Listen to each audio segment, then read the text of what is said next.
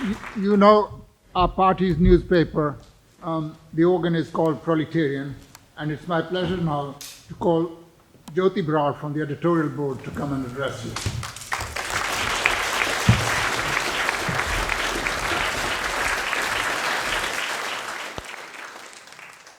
Thank you very much, comrades. Follow that. I just want to talk briefly about October. Why are we here? Why are we celebrating? Why does this centenary matter so much to us?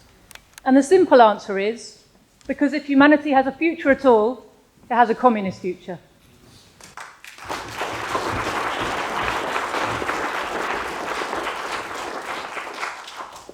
At this meeting, we're honouring the brave men and women, workers, soldiers and peasants who fought in the Great October Socialist Revolution of 1917.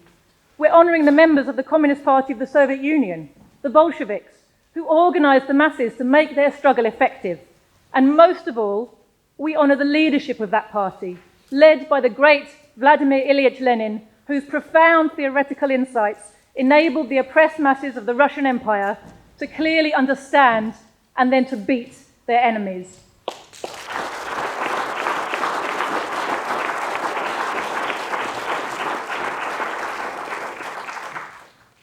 It was Comrade Lenin who created the template for a revolutionary party. He worked out, in the furnace of intense class struggle, the essential elements of communist organisation that would enable workers to make their fight effective. All parties that are serious about overthrowing capitalism and building socialism still follow Lenin's organisational tenets today. Lenin was a master of strategy and tactics. He solved many important questions, such as the peasant question and the national question, by clearly and precisely explaining their relationship to the socialist revolution. Unlike Trotsky and his modern-day followers, Lenin did not play at revolution. He was not interested in heroic failures. Comrade Lenin understood that what was at stake was nothing less than the future of humanity. He taught the working class how to think and act so it could win. Correct theoretical understanding was what enabled the Bolsheviks to see their way clearly and navigate those turbulent waters of class struggle. It was the combination of correct theory with disciplined organisational practice that created an unstoppable force for change in the Russian Empire 100 years ago.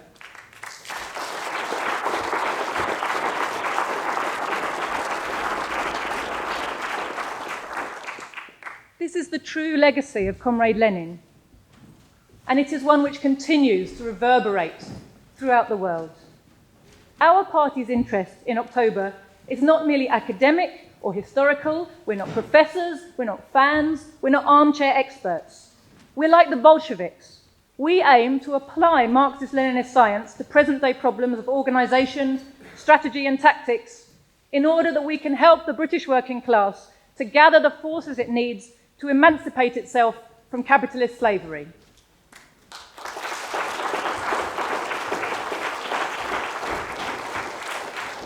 If we want to repeat the Bolsheviks' achievements, we must learn everything we can from their experiences. The October Revolution marked the beginning of the era in which imperialism will be replaced by socialism. It shaped our world and it put the ruling class on notice that capitalism's days are numbered. Lenin summed up the first mighty step that Russian workers had taken on behalf of workers everywhere in 1918, when the revolution was barely half a year old. He said, "We are entitled to be proud and to consider ourselves fortunate that it has come to our lot to be the first to fell in one part of the globe that wild beast, capitalism, which has drenched the earth in blood, which has reduced humanity to starvation and demoralisation, and which will assuredly perish soon, no matter how monstrous and savage its frenzy in the face of death."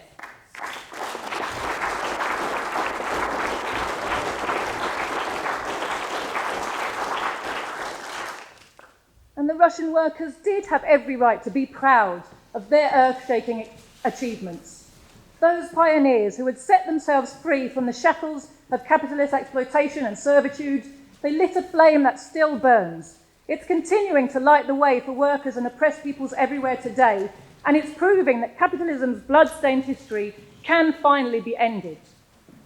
With the unstoppable combination of Bolshevik organization and Marxist-Leninist theory, the workers and peasants of Russia and the Russian Empire were able to unite in effective action that defeated Tsarism, then feudalism, the Russian capitalist imperialism, and finally the combined forces of European imperialist intervention.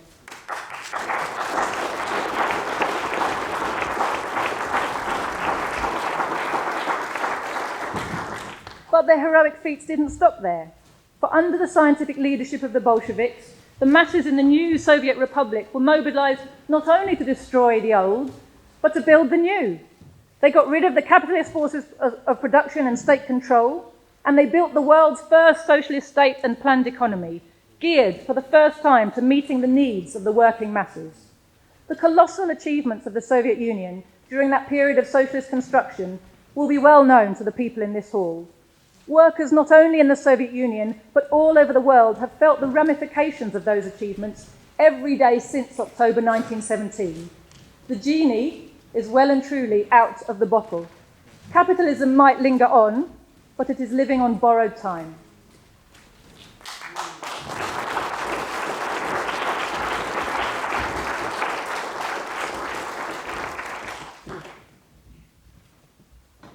And it's important to notice that after October 1917, the imperialists lost the moral high ground.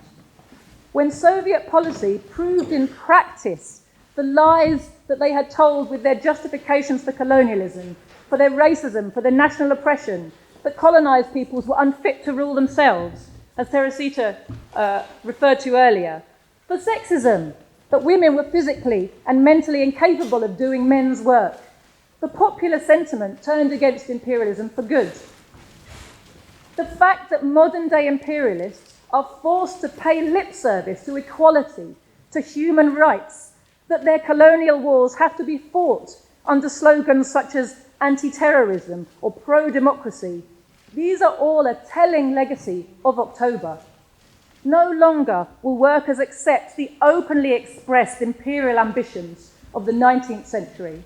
No longer will oppressed peoples suffer their fate in silence, accepting the propaganda that their European overlords are somehow ordained by God to rule over them.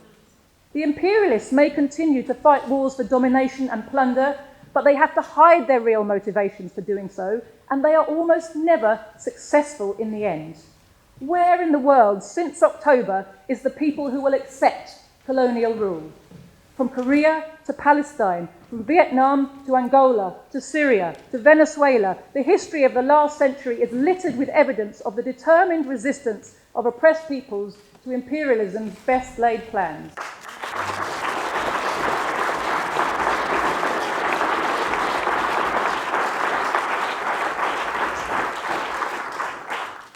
So as fighters for socialism, the most important legacy the October Revolution has left for us is Leninism, which was profoundly defined by Joseph Stalin as Marxism of the era of imperialism and the Proletarian Revolution. To be more exact, Leninism is the theory and tactics of the Proletarian Revolution in general, the theory and tactics of the dictatorship of the proletariat in particular. And of course, it's no accident that I'm choosing to quote Comrade Stalin. One of our opponents' favourite slurs to hurl against our party is the dreaded label, Stalinist. Of course, in reality, there's no such thing as Stalinism. Stalin himself was a great Marxist-Leninist.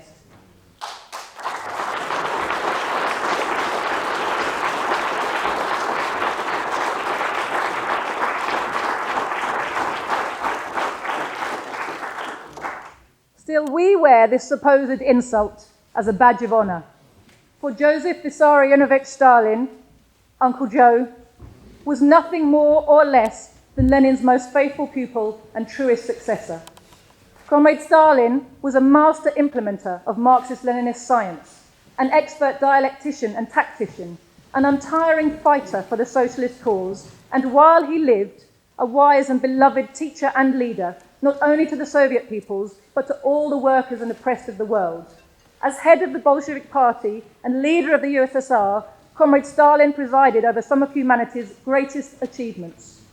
and the Soviet people's successes in industry, in agriculture, in science, in public service provision, in culture, and in every other field, finally proved in practice the correctness of Marxism's projections about what the working classes would be capable of once the capitalist ruling class and anarchic capitalist production had been removed from the scene.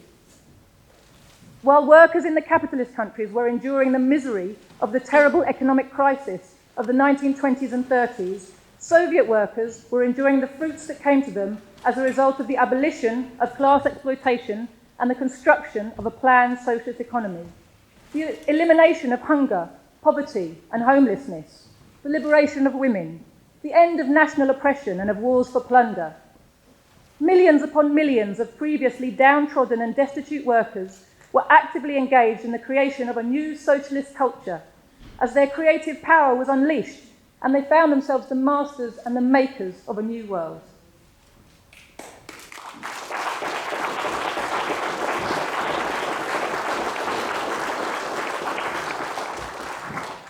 When we put aside all the nonsensical prejudices with which we have been indoctrinated and evaluate sensibly the role played by Comrade Stalin's leadership, it becomes clear just why it is that workers all over the capitalist world are taught to revile the name of Joseph Stalin. Why so many historians, journalists, and academics are paid such good wages for making up obscene and ridiculous lies about him and the Soviet Union he led. While Stalin lived, the world socialist movement had an undisputed leader whom the mass of the oppressed could look to for guidance and for assistance. Our movement was united and achieved victory after victory, putting the fear of God into capitalists and imperialists everywhere and letting them know that their days were most definitely numbered.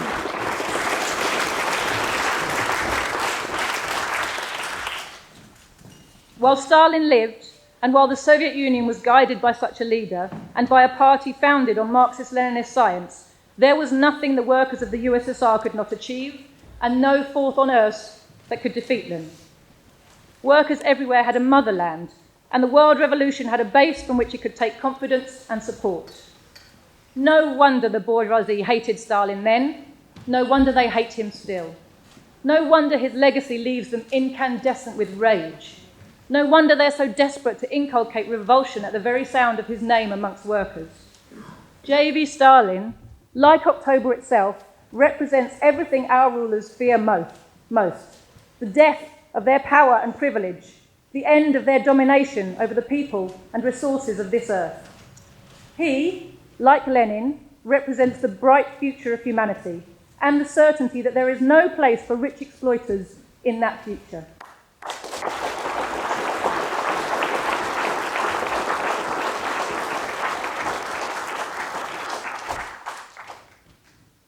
Joseph Stalin, more than any other individual, was and remains the capitalist class's harbinger of doom. That is why true Marxists continue to laud the leadership of both Lenin and Stalin, as well as the party they led, and to hold up the phenomenal achievements of the Soviet people as the inspiration for our own struggle. Together they have given us something that can never be taken away. They have shown us the strength of workers' power and given us incontrovertible proof of our ability to do without rulers. They have given us incontrovertible proof that socialism truly is the next step on mankind's long progress from primitive to higher communism. The USSR was living proof that all the apparently insoluble problems of our world, poverty, hunger, homelessness, disease, racism, war, inequality, impending ecological catastrophe, and more, can in fact be solved by means of the simple application of technology, resources, manpower, and planning. If only we are prepared to do what is necessary.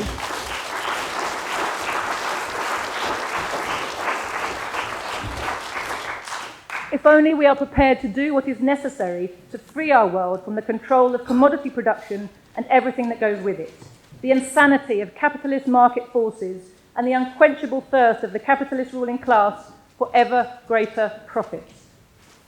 The experience of those pioneers of socialist revolution and construction, summed up for us in the works of comrades Lenin and Stalin and in a plethora of Soviet textbooks, novels, and eyewitness accounts, is a precious legacy that our party works hard to preserve and to bring to the attention of class-conscious workers. See Saul at back. We are sure that an understanding of what they are capable of is key to raising the confidence of the British working class after decades of the decline and demoralisation of our movement. Today in Britain, the deepest ever crisis of overproduction is creating splits and schisms amongst our rulers as they argue over the best way to keep their failing system alive. Should they be following policies of market protectionism or of unfettered free trade? Should austerity be intensified or somewhat ameliorated? Of course, they all agree that intensity is needed if British capitalism is to be saved. Is there really a need for all these wars? Or could the same regime change objectives be met using other means? Again, the objectives themselves don't come up for question. The constant infighting and mudslinging between the representatives of the various bourgeois factions as they jostle for control is resulting in a chain of extremely educative exposures about the workings of the state machine. The workings of the judiciary, for example, or the activities of the secret services, or just the fact that the real running of the bourgeois state is carried on by unelected elites behind doors that are closed firmly in the face of the working class. In their haste to throw mud at one another, the capitalists are being unusually careless in what they let slip to the rest of us, and many topics that are usually passed over in silence by the capitalist media are now being openly discussed. In such an atmosphere, workers cannot but start to lose their respect for hitherto sanctified organs of bourgeois power, and no amount of forced teaching of British democratic values in our schools will be able to reverse this trend. Practice is teaching us the truth of Lenin's observation: democracy for an insignificant minority, democracy for the rich. That is the democracy of capitalist society.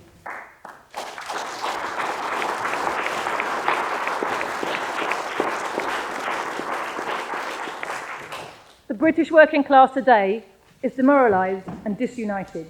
The communist forces in Britain are small and weak. That can and must be remedied. In their own battle against apparently invincible capital, the weapon of choice of the Bolsheviks was Marxism-Leninism, scientific socialism for this era of decaying imperialism and proletarian revolution. Our job is to pick up this powerful weapon and learn to use it. The work